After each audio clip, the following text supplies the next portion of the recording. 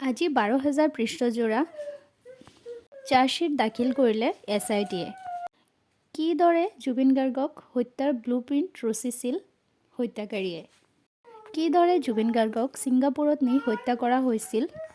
কোনে সেই ষড়যন্ত্ৰ কৰিছিল আৰু কোনে হত্যা কৰিছিল? সকলোবিলাক তদন্ত এই চাৰ্জশ্বিটত প্ৰকাশ পাইছে।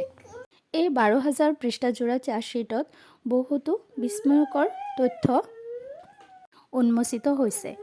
জুবিন গাৰ্গৰ হত্যাৰ লগত জড়িত 4 অভিযুক্তৰ বিৰুদ্ধে গোচৰ ৰুজু হৈছে।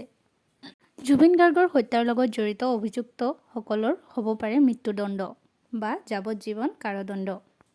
2 বছৰ পূৰ্বৰ পৰাই জুবিন গাৰ্গক হত্যা কৰাৰ ষড়যন্ত্ৰ ৰচা হৈছিল। ছিংগাপুৰত নি পেলাই হত্যা কৰা হৈছিল জুবিন গাৰ্গক। শ্যামকানু মহন্ত, অমৃত প্ৰভা, শেখৰ জ্যোতি, সিদ্ধাৰ্থ ইহঁতৰ বিৰুদ্ধে দাখিল কৰা হৈছে অভিযোগনামা। প্ৰত্যক্ষ অথবা পৰোক্ষভাৱে কৰা হৈছিলে হত্যা। 4 অভিযুক্তৰ বিৰুদ্ধে BNSৰ 103 ধাৰা হত্যাৰ গোচৰ।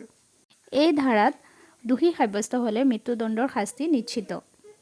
সিদ্ধাৰ্থ, শ্যামকানু, অমৃত প্ৰভা, শেখৰৰ বিৰুদ্ধে এই ধাৰা। অন্যহাতে আন 3 অভিযুক্তৰ বিৰুদ্ধে আছে ভয়ংকৰ ধাৰা। সন্দীপন গাৰ্গৰ বিৰুদ্ধে লগোৱা হৈছে 105 ধাৰা। এই ধাৰা অনুসৰি যাৱজ্জীৱন কাৰাদণ্ড বিহিব পাৰে আদালতে। ইয়াৰ উপৰি পৰেশ বৈশ্য, নন্দেশ্বৰ বৰাৰ বিৰুদ্ধে 316 ধাৰা প্ৰয়োগ কৰা হৈছে। বিশ্বাস ভংগৰ অভিযোগত প্ৰয়োগ BNSৰ ACBT। দোষী সাব্যস্ত হ'লে দুয়ো যাৱজ্জীৱন কাৰাদণ্ডৰ শাস্তিৰ সন্মুখীন হ'ব। 12,000 পৃষ্ঠাৰ অভিযোগনামাত অতি ভয়ংকৰ তথ্য উন্মোচিত হৈছে। 16 ডিচেম্বৰত হ'ব জুবিন গাৰ্গৰ ঘটনাৰ প্ৰথমটো শুনানি। 2 বছৰ আগৰ পৰাই হত্যাৰ ষড়যন্ত্ৰ ৰচিছিল শ্যামকানু, শেখৰ, সিদ্ধাৰ্থই। 4 জনক মূল অভিযুক্ত বুলি তথ্য SITৰ চাৰ্জশ্বিটত। প্ৰতিবেদনৰ 2টা ভলিউমত দাখিল কৰা হৈছে অভিযোগনামা। অমৃত প্ৰভাৰ বিৰুদ্ধে তথ্য প্ৰমাণ নষ্ট কৰাৰ অভিযোগ। প্ৰয়োজনত নতুন তথ্য সংলগ্ন কৰা হ'ব চাৰ্জশ্বিটত। অমৃত প্ৰভাই ছিংগাপুৰৰ পৰা অহাৰ পিছত তথ্যবোৰ লুকুৱাবলৈ চেষ্টা কৰিছিল। চাৰ্জশ্বিট দাখিলৰ পিছতে মন্তব্য অধিবক্তা প্ৰদীপ কোঁৱৰৰ। ক'ভিডৰ পিছৰ পৰাই জুবিনক হত্যাৰ ষড়যন্ত্ৰ চলিছিল। বহু নিজৰ মানুহ ওলাব ন্যায়ালয়ৰ ট্ৰায়েলত। চাৰ্জশ্বিটত থকাৰ উপৰি বহু অপৰাধী এতিয়াও আঁৰত আছে। ন্যায়ালয়ত চলা ট্ৰায়েলত বহু নিজৰ মানুহৰ নাম ল'ব অভিযুক্তই।